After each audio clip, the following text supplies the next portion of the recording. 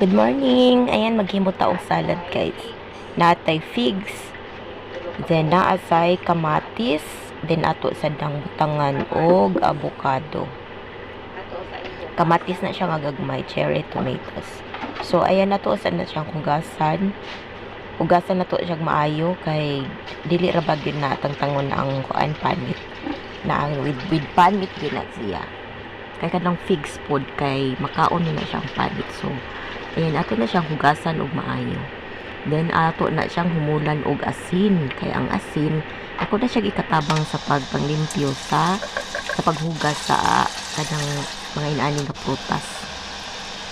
Nga na ay panit ba, kanang makaon ng panit.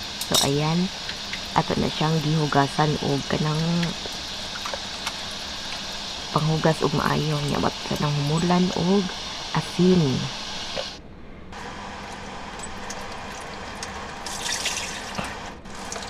Kadaghanon jud siya og hugas kanang hagkot na bitaw kay kanang aron sigurado nga limpyo ang atong gikaon. Then naaman sad may panghugas nga tubig. Kuan.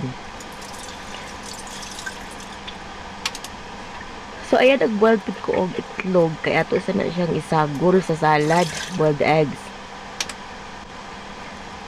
Lami na siya kuan. So ayan, ato na siyang udina sa cheese nga pang salad po na siya nga cheese, lahi na nga siya nga klase nga cheese.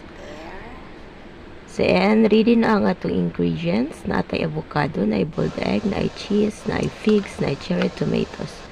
So ayan, nato siyang pang hiwaon og cubes nga dili sad kayo gagmay nang igo-igo ra. Ang figs ato siyang gihiwa og upat ba, then para sa kuan lami sa kaunon kaya na ay dagko pod. Then ang itlog sad ato sa nang gi kuan og kaupat. Then ang kamatis kay gagmay man to, cherry tomatoes man to, gitunga to siya, gitunga. So ayan, ready na. So, mao na siya hitsura. Then, ato sang hiwa-hiwaon. Kaya na siya cheese. Then, lamit na. Wa ni butang-butang og lain nga sauce. Kaya dili man sila pa ngay butangan pa og lain nga sauce. Kaya kana bitawng avocado. Kaya magkuanam na siya. Kanang mag-produce na siya og sauce. Niya kada pong figs o kamatis na sa day kaugalingon nga sauce.